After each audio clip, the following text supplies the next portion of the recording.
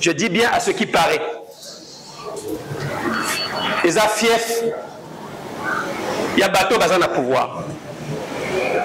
Mais quand il y a fief, il y a bateau bazan na pouvoir, vous en avez maïté, vous en avez couronté. Panzele zalité, ngama koso awa ba érosion.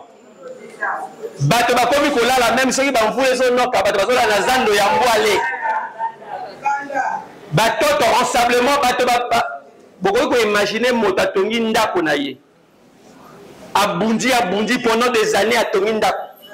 Azako fana na ndako na ye, après bamvula ensablement azasi nanda côté. Na aja mokolo azasu n'espoir te ozananda ko. Et vous pensez que vous êtes na kati ya fief ya bato ya pouvoir. Non. Et situation où ezali ya talangai, ezali même situation na filou, ezali même situation na makele kele, ezali même situation na mongali. Dans tous les arrondissements de Brazzaville, ezali pareil na bato na biso ya Pointe-Noire. Lui que vous suivez ici, il s'appelle Monsieur Dave Mafula. Il fait partie de la jeunesse montante, de figure politique très jeune de la République du Congo. C'est en 2021 qu'il décide de poser sa candidature à l'élection présidentielle en 2021 sous un mouvement appelé Nouvelle Ère. Et dans ce qu'il est en train de dire ici, il parle en lingala, il fait un discours en lingala. Il a fait une descente dans un quartier de Brazzaville appelé Talangai. Et ce quartier, c'est un quartier situé au nord de Brazzaville qui est considéré comme l'un des quartiers fiefs de ceux qui sont au pouvoir, c'est-à-dire des gestionnaires politiques actuels. Entre autres, il y a un plus grand nombre de ministres et un plus grand nombre de classes dirigeantes qui sont de cette zone nord.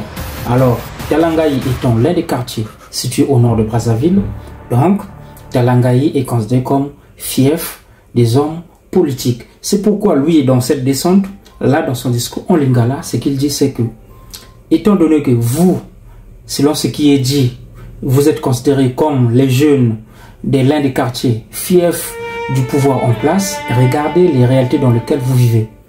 Vous n'avez pas de bonnes routes, vous n'avez pas accès à l'eau potable, vous n'avez pas d'électricité régulière. Aussi, il décrit le fait que dans ce même quartier Talangai, généralement, c'est l'un des quartiers les plus abîmés par des érosions. Donc, ici, lorsqu'il dit certaines personnes qui ont travaillé pendant toute leur jeunesse, à un certain âge, ils perdent leur maison, ils perdent tout le bien qu'ils ont eu à mettre en place, comme parcelles, comme bâtiments, parce qu'il y a des érosions qui écrasent tout le quartier. Et il rappelle à cette jeunesse que cette réalité n'est pas propre à vous qui êtes peuple du Talangai.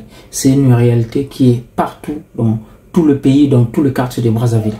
Vous imaginez une ville comme Pointe-Noire. Ville ezali kopé sabiso mbongo ya mboka. Bokene kotala état ya Pointe-Noire. Botala état ya Brazzaville.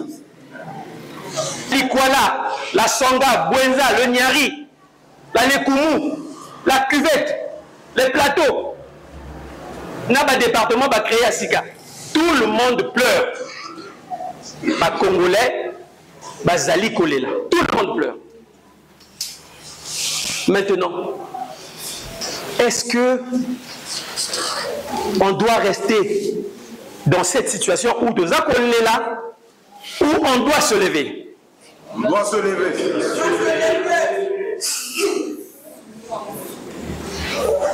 Soki, to boyi côté les mains. Situation où nous allons vivre. Boye ba que banana biso ba ko vivre pire que situation nous allons vivre. Ba mboka baninga misu ezali ko changer. La démocratie, il faut qu'on dit changer. Vous allez la même ministre depuis des années.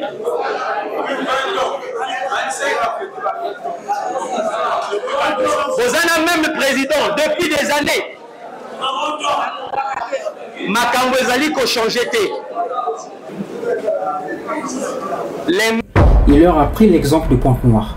Pointe-Noire, ici, je vous rappelle que c'est la deuxième ville du Congo-Brazzaville. C'est la ville économique du Congo-Brazzaville.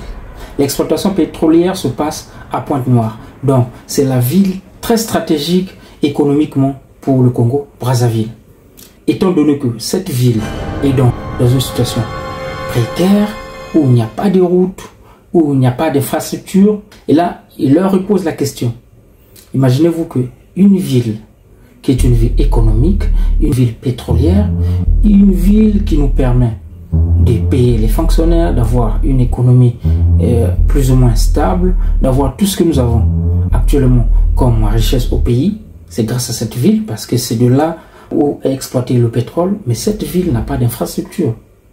Et ce tableau qui vient de peindre reste le même dans tous les départements du Congo-Brazzaville, entre autres le département de la Bouenza, le Koumou, Niari, Cuvette Ouest, Plateau, l'Ikwala. Même veulent rester. Mais ceux qui battent au va échouer. Balingi va continuer les sous. C'est que le résultat est que vous allez échec. Et vous, depuis que vous êtes né, vous n'avez connu que le même président. Vous n'avez connu presque les mêmes ministres. On leur change juste les ministères, mais ce sont les mêmes personnes, les mêmes têtes, les mêmes noms que vous avez commencé à écouter depuis des années. Donc là, c'est un vrai éveil de conscience. Il faut une nouvelle génération. Et cette nouvelle génération existe déjà.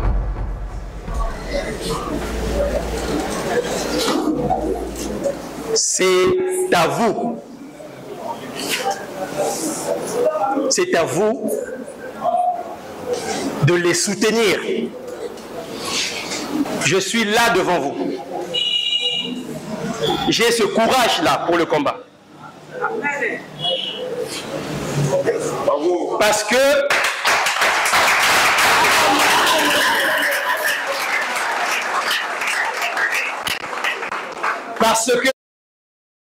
là, c'est un éveil de conscience à ce jeune, tout en sachant que l'avenir de demain, c'est la jeunesse. Donc, lui, il a choisi d'aller plus parler aux jeunes et surtout les jeunes considérés comme fiefs du pouvoir en place, afin de faire un éveil de conscience. C'est dans des ambitions bien précises, parce que c'est cette jeunesse-là qui est appelée à diriger le pays demain. Donc, je pense que c'est une bonne résolution d'aller vers ces jeunes, d'aller les rencontrer, leur mettre les choses en place, leur dire ce qui ne va pas, ce qui marche et partager sa vision avec cette jeunesse.